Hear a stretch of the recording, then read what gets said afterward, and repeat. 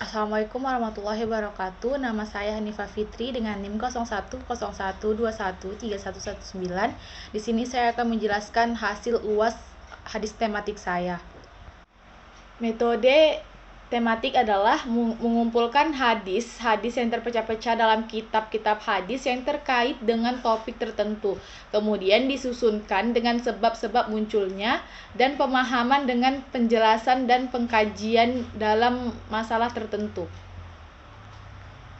Adapun pengertian metode tematik menurut para ahli, di sini saya akan mengambil menurut Arifuddin Ahmad yang mengatakan bahwa pensyaratan atau pengkajian hadis berdasarkan tema yang dipermasalahkan, baik menyangkut aspek ontologisnya maupun aspek epistemologis dan aksiologisnya saja atau salah satu substansi dari salah satu aspek. Metode ini sebagai salah satu metode tidak hanya berlaku dalam pemahaman Al-Quran, melainkan juga dapat diterapkan dalam pemahaman hadis. Adapun beberapa unsur-unsur metode tematik, yang pertama menemukan topik atau judul yang dikaji, yang kedua mengumpulkan hadis-hadis yang terkait dengan topik yang telah ditentukan, yang ketiga melakukan pensyaratan atau pengkajian sesuai dengan tema, yang keempat memiliki salah satu atau seluruh aspek ontologis, epistemologis, dan aksiologis yang terkait dengan tema. Bagian A, hadis tentang tablik. An Abdillah ibni Umar bin Asi radhiyallahu anhuma anan Nabi sallallahu alaihi wasallam qol balighu anni walau ayah wa haddatsu an ibni an wa haddatsu an bani Israil wala haraja wala waman kadzaba alayya muta'ammidan falyatubu muta'addahu minan nar. Rawahul Bukhari, yang artinya dari Abdullah bin Amr bin As radhiyallahu anhuma, sesungguhnya Nabi Shallallahu Alaihi Wasallam bersabda, sampaikanlah dariku walau satu ayat. Berkisahlah tentang Bani Israel dan tidak apa-apa. Barang siapa berdusta atas namaku, maka bersiaplah mendapatkan kursi dari api neraka. Hadis riwayat Bukhari. Penjelasan tablik atau menyampaikan ilmu dari Rasulullah Shallallahu Alaihi Wasallam terbagi menjadi dua. Yang pertama menyampaikan dalil dari Al-Quran atau Sunnah, baik sunnah berupa perkataan, perbuatan maupun persetujuan dan segala hal yang terkait dengan sifat dan akhlak Nabi Muhammad SAW. Yang kedua menyampaikan secara makna dan pemahaman terhadap nas-nas yang ada. Orang yang menyampaikan ilmu seperti ini butuh kapasitas dan legisitas tersendiri yang diperoleh dari banyak menggali ilmu dan bisa pula dengan mendapatkan persaksian dari orang lain maupun ulama. Bagian B, hadis tentang nasihat. An Abi Ruqayyah Tamimi bin Ausin ad-Dari radhiyallahu anhu anan Nabi sallallahu alaihi wasallam qala ad-dinun nasiha qulna liman qala lillahi wa li kitabihi wa li rasulihi wa li a'immatil muslimin wa ammatihi. Rawahul Bukhari wa Muslim. Dari Abu Ruqayyah Tamim bin Ausin ad-Dari radhiyallahu anhu, sesungguhnya Nabi Muhammad sallallahu alaihi wasallam pernah bersabda, agama itu adalah nasihat.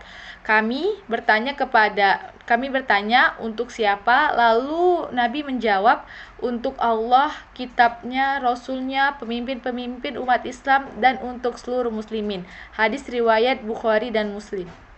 Penjelasan dari hadis tersebut ialah hadis ini sangat penting karena mengandung seluruh agama, yaitu mengandung hak Allah, hak Rasulnya, hak hambanya. Kewajiban penunaian hak-hak tersebut terkandung pada nasihat. Nasihat pada asalnya berarti bersih dari campuran atau adanya keserasian hubungan. Pada hadis tersebut, nasihat untuk umat Islam, untuk umat secara umum dan para imam, berarti kehendak baik dari nasi kepada mansuh, sebagaimana pengertian yang sering dipakai untuk mendefinisikan nasihat. Adapun nasihat untuk lainnya sesuai dengan asal kata, yaitu adanya keserasian hubungan, di mana masing-masing memberikan hak pihak lain yang mesti ditunaikan. Bagian C, hadis tentang etika dakwah. An Aisyah radhiyallahu anhuma anan Nabi sallallahu alaihi wasallam qala innallaha rafiqa yuhibbu rifqa wa yu'isu ala rifqa ma la yu'ti ala if wa ma la yu'ti ala ma siwah, rawahul Muslim. Dari Ibunda Aisyah radhiyallahu anha, Rasulullah sallallahu alaihi wasallam bersabda, sesungguhnya Allah maha lembut, mencintai kelembutan dan memberikan pada kelembutan yang tidak diberikan kepada sikap kasar dan memberikan pada kelembutan yang tidak diberikan kepadanya selainnya. Hadis riwayat Muslim. Penjelasan dari hal tersebut adalah hal ini sekaligus mengingatkan umat Islam agar dalam berorganisasi atau berkelompok hendaknya mengedepankan kelembutan, suka memaafkan terhadap kesalahan orang lain, bahkan memohon ampun atas kesalahan tersebut. Ajaklah mereka bermusyawarah atau berdiskusi sehingga tidak perlu ada kalimat yang menyakitkan hati orang lain, sekaligus memegang komitmen bersama. Selebihnya adalah bertawakal kepada Allah, karena semua yang terjadi karena iradah dan kudrah Allah Subhanahu wa taala. Hadis tentang ciri-ciri orang munafik. Haddatsana Sulaiman Abu Rabi'i radhiyallahu qala haddatsana Ismail bin Ja'far qala haddatsana Nafi'i lana Malik bin Abi Amiri Abu Suhail an Abi Hurairah an Nabi sallallahu alaihi wasallam qala ayahu munafiku salasa idza haddatsu kadzaba wa idza a'adda ahlafa wa idza utuminu khanat. Rawahul Bukhari. Telah menceritakan kepada kami Sulaiman Abu Rabbi berkata, telah menceritakan kepada kami Ismail bin Jar berkata, telah menceritakan kepada Nafi bin Malik bin Abu Amr Abi Suhail dari Abu Hurairah radhiyallahu anhu, ia berkata, tanda-tanda orang munafik ada 3.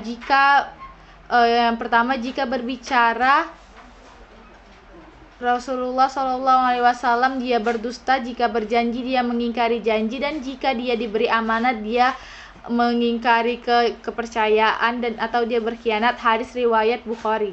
Penjelasan dari hadis tersebut ialah munafik adalah sebuah penyakit yang sangat sulit terdeteksi dalam ruang lingkup masyarakat, mulai pada masa Nabi hingga pada masa modern saat ini.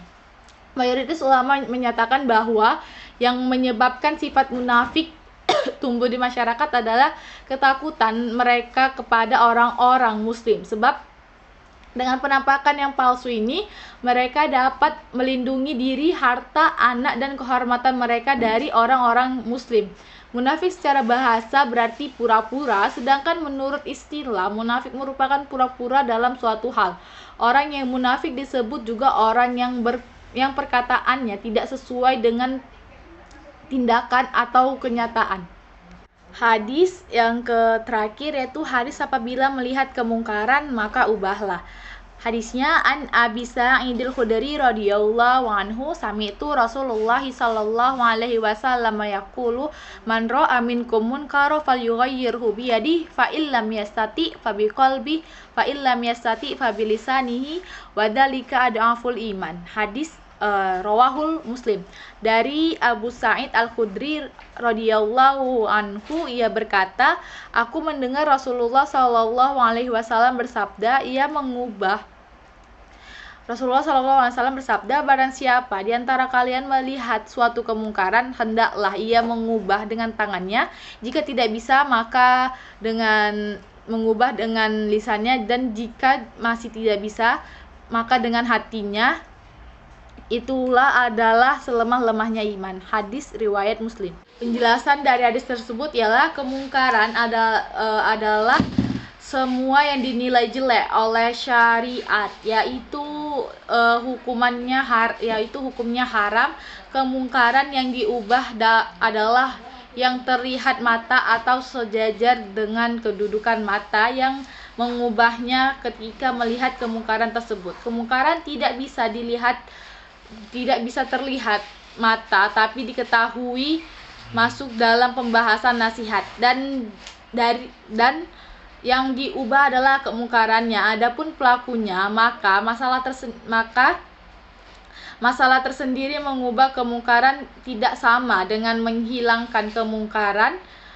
Oleh karena itu telah dikatakan mengubah kemungkaran jika telah mengingkarinya dengan lisannya atau hatinya, walaupun tidak menghilangkan kemungkaran itu dengan tangannya.